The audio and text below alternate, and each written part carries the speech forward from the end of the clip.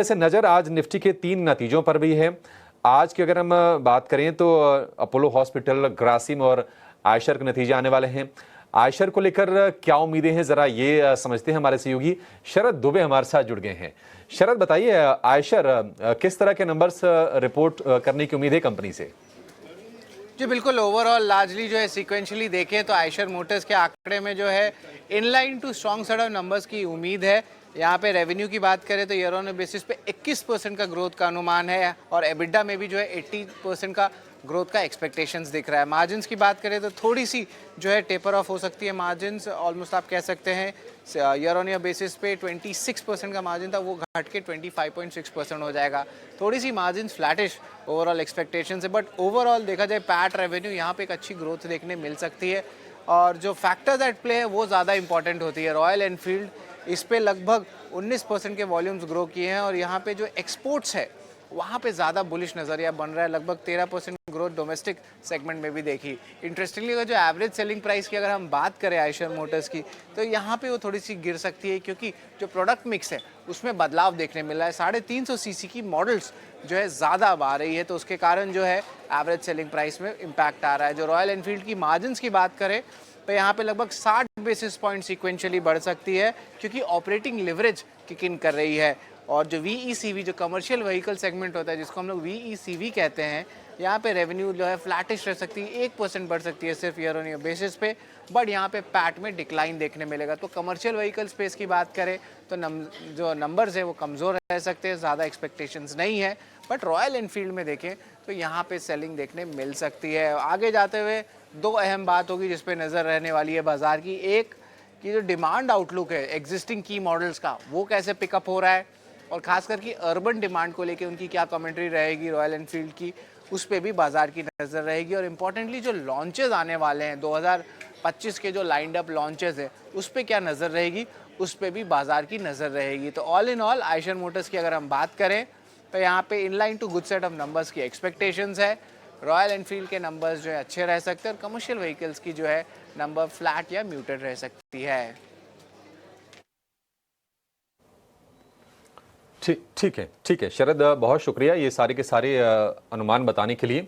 Volume growth अच्छी रहेगी और एक्सपोर्ट से भी अच्छी ग्रोथ की उम्मीद की जा रही है आयशर मोटर्स से, जिसमें कि रॉयल एनफील्ड का जो सेगमेंट है टू व्हीलर में उसने आउट परफॉर्म किया है बाकी कंपनीज को, हीरो मोटर्स से। और अगर आप बजाज ऑटो से तुलना करेंगे तो चाहे 6 महीने या साल भर काफ़ी बड़े मार्जिन से उनको आउट परफॉर्म किया। और उसकी वजह यह है कि शहरी कंजम्पशन थोड़ी सी डिप जरूर करी है, बट प्रीमियम प्रोडक्ट्स पर अभी भी ग्राहकों का फोकस है और वहां पर कोई दिक्कत नजर नहीं आई है। तो की जा रही है, उम्मीद है कि अच्छे नतीजे आएंगे। नंबर से ठीक पहले आयशर मोटर्स में हम देख रहे हैं कॉशियस नजरिया ही नजर आ रहा है।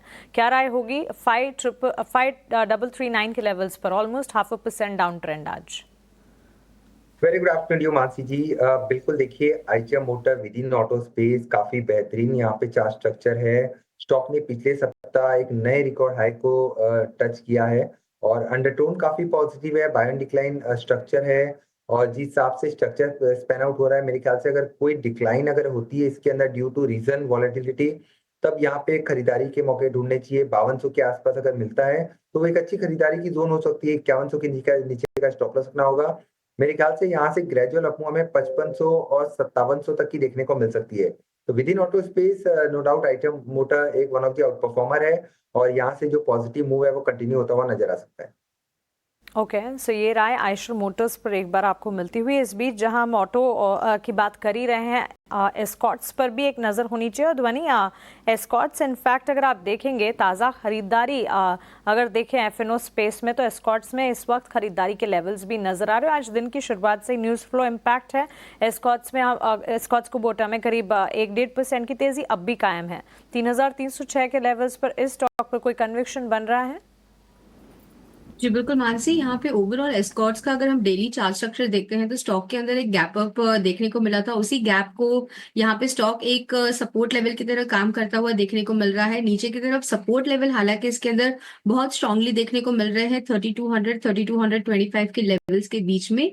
इन लेवल्स को अभी भी स्टॉक यहाँ पे सस्टेन करता है। कल के सेशन में इसका फॉलो अप मूव हमें मिलता है तो यहाँ पे खरीदारी करके चल सकते हैं। एक मीन रिवर्टिंग ट्रेड यहाँ पे बन सकता है जिसमें ऊपर की तरफ 3525 225 तक के लक्ष्य बन सकते हैं। नीचे की तरफ 3225 का स्टॉप लॉस बनेगा।